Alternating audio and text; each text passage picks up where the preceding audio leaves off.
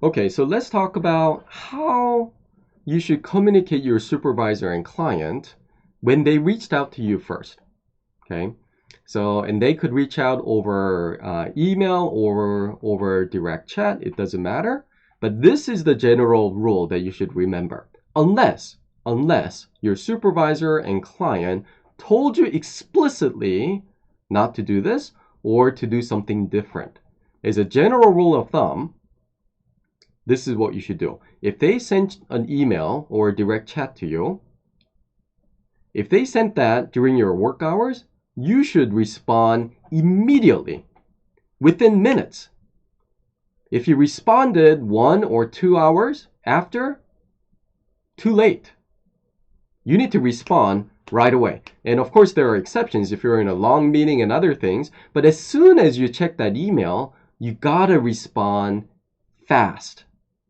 Okay?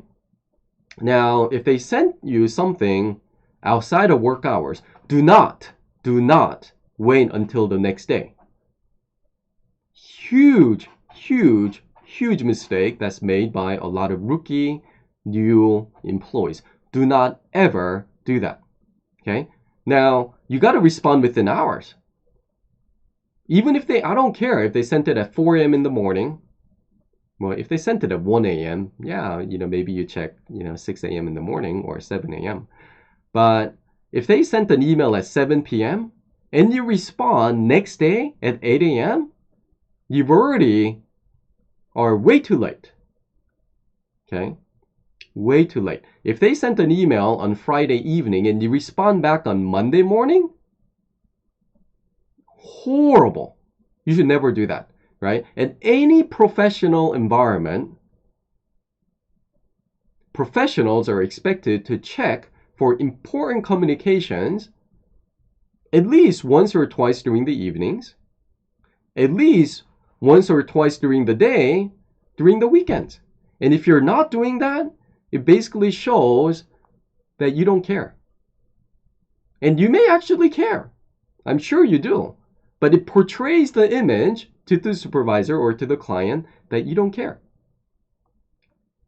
So it's super important that you always respond very quickly. Now, in how you respond back, we'll talk a little bit more. But as a general rule of thumb, if they send you something again during work hours, respond within minutes.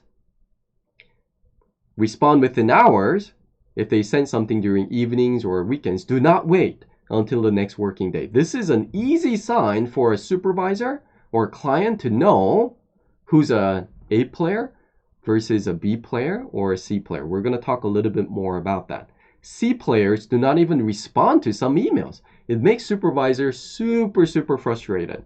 Okay, do not ever get into a situation where the supervisor, it's like, what's going on? I sent you an email and I haven't heard back. You may have some good excuses, but I don't care. Your supervisor is not going to care. Your client's not going to care. Even if they say, yeah, I understand, life happens, they're being nice, don't really pay attention to that. Be prompt in your communication. Okay? Yeah. I would say most of the C players I worked with in my career had the tendency to not respond to my emails for some reason. And I have to follow up with them, which is frustrating because I have millions of things to do. And I have to follow up with someone for a simple email that I sent out. And I sent out 200 emails to tons of different people. And I actually have to remember one of the email and I have to go to you when you don't get hundreds of emails. And you didn't have time to respond back to me, but now I got to make time to follow up with you. Right? So you can kind of see the other side also. So anyway, as a rule of thumb, respond quickly and respond always when your supervisor or client reaches out to you. The message could be very short. The message back could be very short. But you got to respond. Okay? You got to check your message during evenings and weekends. Any company that says, oh yeah, once you go home and do not ever think about work. Well, I don't know. I don't think they're gonna make it. Things come up, projects come up. right? Important communications come up. Great insights sometimes come in the morning or weekends when our mind is fresh. So anyone who's just working from 8 a.m. to 5 p.m. and just those hours, they're not thinking outside their work about how they can be more contributing member of the team, in my opinion. Right? Some companies, again, may have different point of view on this, but I would say most companies that are hardworking, that are hustling, in this very competitive landscape that we live in, you got to be professional.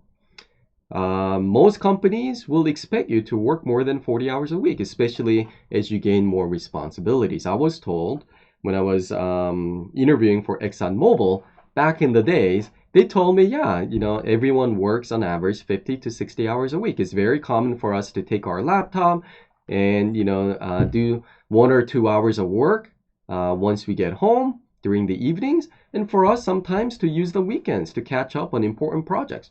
And that's just how that was the standard. That's what is expected.